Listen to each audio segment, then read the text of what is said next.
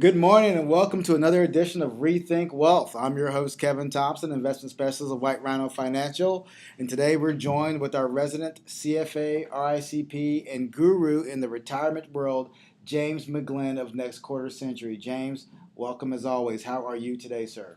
Thank you, Kevin. How are you doing?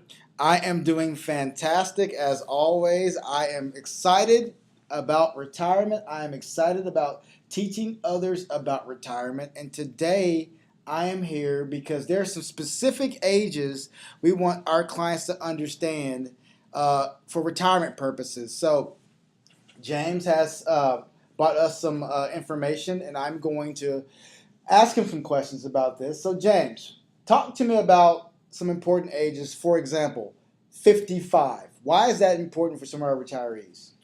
Well, I think when you're talking pre-retirement, 55 is a good starting point. For one, your kids, assuming you're married, your kids might be independent or on their own, and you can afford to focus on costs other than college.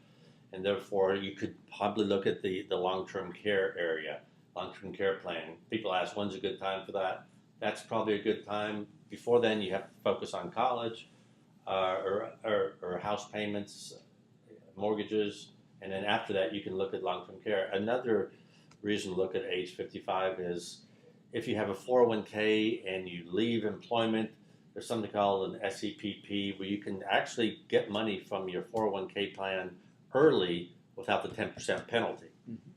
Absolutely. 401k, the qualified distributions you can take out of your 401k after plan termination, or actually, sorry, after termination from employment.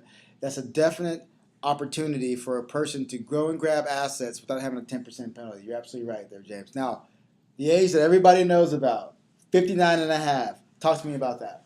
Okay, and as we said, people want to know when you can get your money from the 401k. It was 55, and yeah, I would, if you polled an audience and they had an IRA and they didn't know the age 59 and a half, I'd be surprised.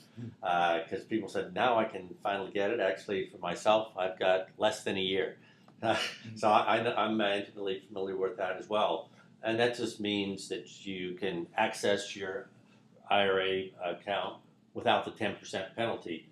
Although most people, or almost everyone, knows there's a penalty, but they may not know that when you access your IRA and pull it out, you're going to pay income tax on it. It's ordinary income. You haven't paid anything on it. You've deferred it, and so that money that comes out will be taxed with ordinary interest or tax rates. Another good important point here is that if you do want to access your IRA before 59 and a half, there are some definite ways to do so without getting a 10% penalty. Of course, as a teaser, you're going to have to come sit down with us to have those conversations. So, like Danny Glover said, we're getting too old for this stuff.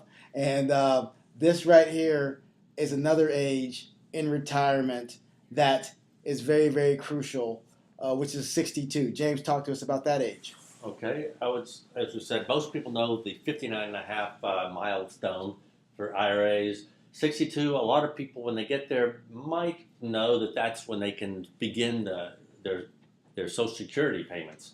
Yes, you can get them early at 62, but you only get 75% of what you would get if you waited till full retirement age. So you've gone from, you can access your 401k, then your IRA, and then you can access the Social Security money at 62. Now, we're getting up close to 65, which is where you get Medicare, but there's an age in there that where you want to go and have conversations about accessing Medicare or applying for it or doing things like that. So what's that age that's just a little bit before 65? Okay, yeah, so after you've started Social Security, or you could start it at 62, then the next age to mark down on your calendar isn't 65, because if you do that and you assume you call up Medicare and say, I want to get it now, they'll say, well, you should have called us 3 months ago. So the advice we give people is 3 months before you hit 65, that's when you can call and set up your Medicare. You can get your Medicare, start your Medicare B, A, and Medicare Part D for the drugs, and then also be planning your Medigap, which is a supplement to Medicare. So at 65, that's why you'll know what's coming, because you'll be inundated in the mail with people wanting to give you advice. So you've got all the parts of Medicare that become live at 65, but the advice is to sign up 3 months before then, so you don't have to worry about the paperwork and not have a lapse of coverage for those 3 months. Uh, you're absolutely right. Another important point: uh, full retirement age, primary insurance age, whatever you want to call it. Full retirement age at 66/67, depending on if you're where you're born in the 1950s. James, kind of go through that scenario with us. Okay, so originally the Social Security full retirement age was 65, which coincided with Medicare. Then they decided back in the early 80s with Reagan and Tip O'Neill to say, hey, we need to save Social Security, and that's when they kicked out the full retirement age to 66, 67. And two reasons that's important is that's the full retirement age. Your spousal benefits will max out there. There's no reason to wait for spousal benefits after that. They don't go up. And the other one we've come across recently and frequently is if you're still working and try to collect Social Security before full retirement age, there's something called an earnings test. If you're earning too much money, you actually won't get any of your Social Security. It gets postponed till later. So full retirement age is a magic date for both spousal benefits and not having the earnings test affect your Social Security benefits. Okay, so just like our birthdays, I don't celebrate my birthday, 32 years old, 33 years old, 35 years old. We start going around numbers. You celebrate your 40th birthday, your 50th birthday. So 70 years old. What happens there for us, James? Okay, at 70 is the other side of the Social Security. As mentioned, 62 is when you can start it. 70 is when you can maximize it. I actually saw someone write down, I'm going to wait till 70 and a half to get Social Security. I said, no, you're a little off there. That's the next one we're going to. But at 70 is you maximize your Social Security. And then, as I mentioned, at 62 you get 75% full retirement. At 70 you get 125% of full retirement.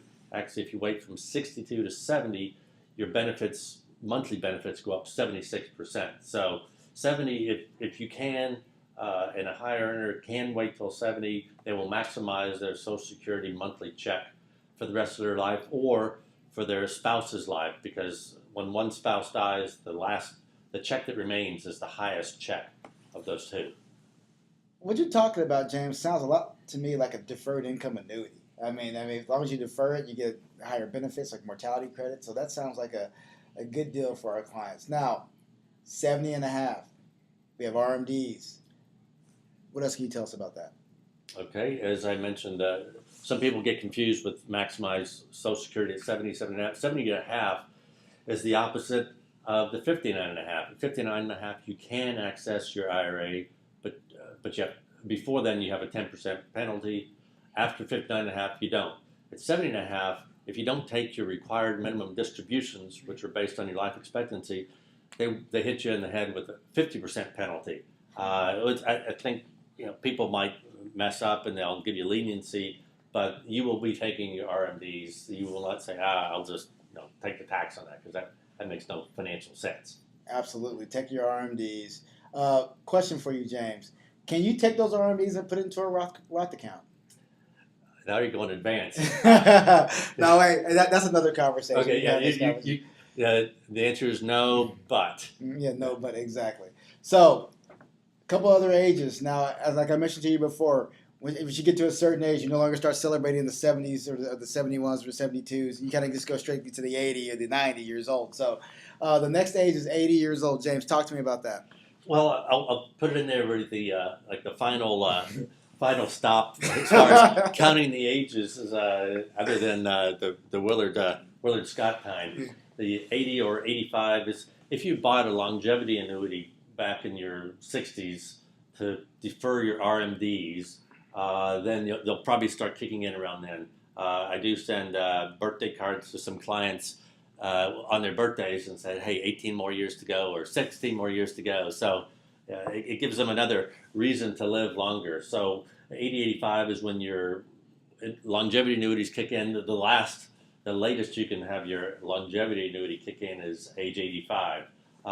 As I said, you can buy these to defer your RMD payments. Also, another reason to have it is that's 80, 85 is about the time, if you're playing the odds, that you think you'll need long-term care assistance. And so, in addition to buying long term care insurance, you can buy these to subsidize that long term care insurance.